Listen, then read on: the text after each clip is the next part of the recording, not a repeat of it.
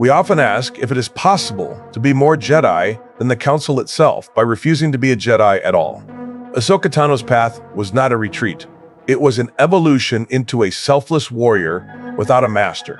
Shedding her title allowed her to achieve the ultimate victory over a broken system. This is the core truth we will unpack across this series, as we dive into the full journey of one of the most profound and beloved characters in the Star Wars galaxy. To understand the weight of Ahsoka's choice, we must first ground ourselves in the context of her creation, her upbringing, and the world that shaped her.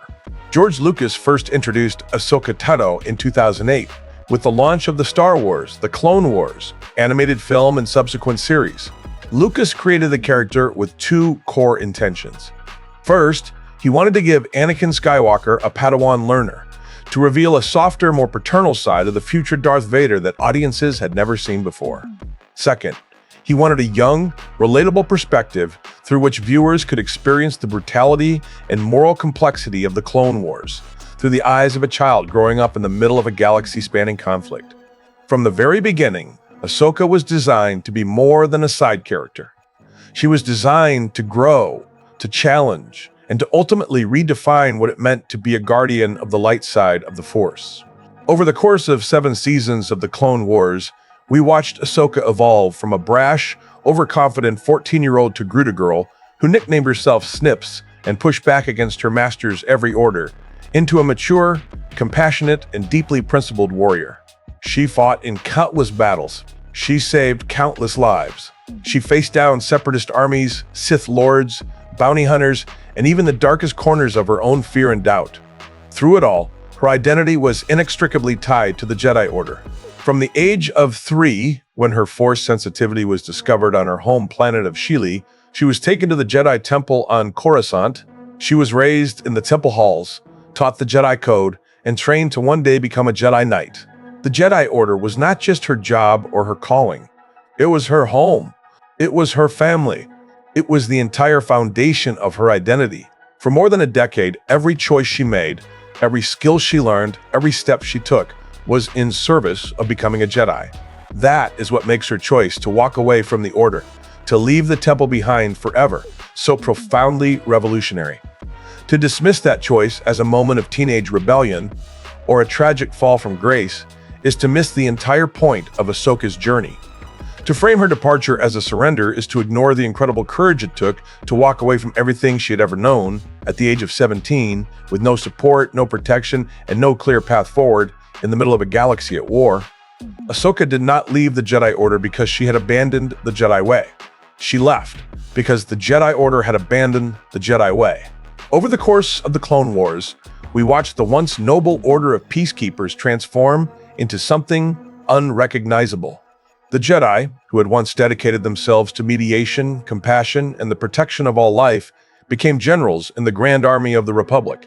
They traded their robes for armor, their negotiations for blasters, and their commitment to peace for an obsession with winning the war at any cost.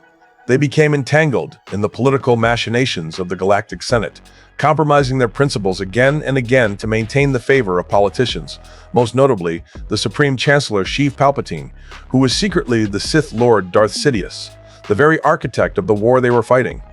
The Jedi Council, once the guiding light of the Order, became a body of fear, paranoia, and hypocrisy. They turned a blind eye to the suffering of civilians in the Outer Rim so long as the core worlds remained safe. They lied to their own knights, to the Senate, and to the galaxy to protect their own power and influence. They abandoned the very core of the Jedi Code, which taught that attachment was forbidden, yet they became attached to their own status, their own authority, and their own vision of victory above all else. Ahsoka watched this decay unfold firsthand. She saw the Council send her master on secret, morally questionable missions. She saw them abandon clone troopers who were deemed expendable. She saw them dismiss the suffering of innocent people because it did not fit into their grand strategy for the war. She saw the gap between what the Jedi claimed to be and what they had actually become widen with every passing day. And then, in the final season of the Clone Wars, that gap became a chasm when the Order turned on her completely. Falsely accused of bombing the Jedi Temple hangar, of murdering clone troopers, of treason against the Republic, Ahsoka was abandoned by almost everyone she trusted. The Jedi Council, without a fair trial, without evidence, without even the pretense of the compassion they claimed to uphold, labeled her a criminal. They expelled her from the Order and handed her over to a Republic military tribunal that had already decided she was guilty. The only person who stood by her, who fought to prove her innocence, was her master, Anakin Skywalker. Anakin eventually uncovered the truth, that the bombing had been carried out by Ahsoka's fellow Padawan, Barriss Offee, who had turned against the Jedi Order after witnessing its corruption firsthand. Barriss's final words before her arrest were a searing indictment of the Order she had once served.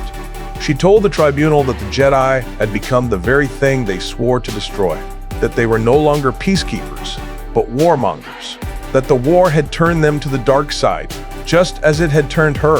Ahsoka heard those words, and she knew in her heart that they were true. When the Jedi Council, faced with the proof of her innocence, invited her back into the Order and even offered to promote her directly to the rank of Jedi Knight, Ahsoka said no. She walked down the steps of the Jedi Temple, out into the rain, and left the only home she had ever known, forever. This is the moment that defines Ahsoka Tano's legacy. This is the moment that sets her apart from every other Jedi in the Star Wars saga. She did not stay in a broken system, hoping to change it from within. She did not compromise her principles to hold on to her title, her status, or her home. She chose to walk away, even though it cost her everything, because she could not, in good conscience, be part of an order that had abandoned its own core values. And in that choice, she did not abandon the Jedi way. She reclaimed it. Over the years that followed, Ahsoka would go on to do what the Jedi Order could not. She survived the Great Jedi Purge of Order 66, when the clone troopers turned on their Jedi generals and the Empire rose to power. She became one of the founding leaders of the Rebel Alliance, operating under the codename Fulcrum and providing critical intelligence and support that allowed the rebellion to challenge the Empire's reign of terror. She faced down Darth Vader, her former master, and refused to let his darkness break her own commitment to the light. She entered the world between worlds, a realm beyond time and space, and became a guardian of the balance of the Force itself. She helped raise a new generation of heroes, from Ezra Bridger to Sabine Wren, and taught them to walk their own path rather than be bound by the mistakes of the past. Through it all, she never reclaimed the title of Jedi. She never returned to the Order that had betrayed her. She never let any institution, any code, any person define who she was or what she stood for. This is the philosophical heart of Ahsoka's journey. The Jedi Order taught that the path to the light side was through strict adherence to their rules, their dogma, and their institutional authority. They taught that to be a guardian of peace and justice, you had to be a Jedi, bound to the temple, to the council, to their way of life. Ahsoka proved that this was a lie. She proved that you could be more committed to the light side of the Force, more dedicated to protecting the innocent, more faithful to the core ideals of the Jedi without being a member of the Jedi Order. She proved that the title of Jedi was not what made a hero. The choices you make, the principles you uphold, the compassion you show, and the courage to stand by what is right, even when it costs you everything, that is what makes a hero. In the chapters that follow, we will break down every layer of this revolutionary journey. We will challenge the myth of Ahsoka as the fallen apprentice and reframe her departure from the temple as one of the bravest acts in Star Wars history. We will examine how the rigid binary of Jedi and Sith created a blind spot that allowed the Empire to rise, and how Ahsoka's position outside that binary let her see the truth that the Jedi Council missed. We will define the Ronin path that Ahsoka forged for herself as a warrior without a master, bound only by her own code of honor.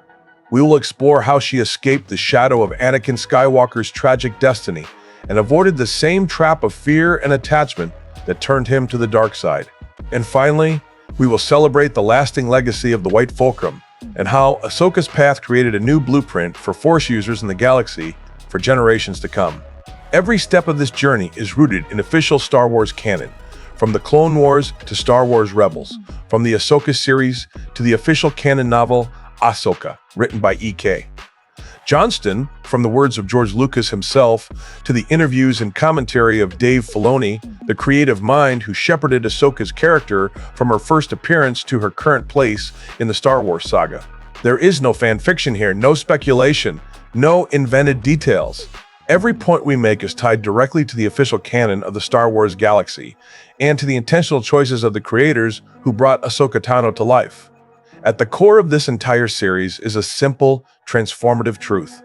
Ahsoka Tano did not fail the Jedi Order. The Jedi Order failed her. And in walking away from that failure, she became the most authentic, the most consistent, and the most inspiring embodiment of what a Jedi was always meant to be. She did not need the title.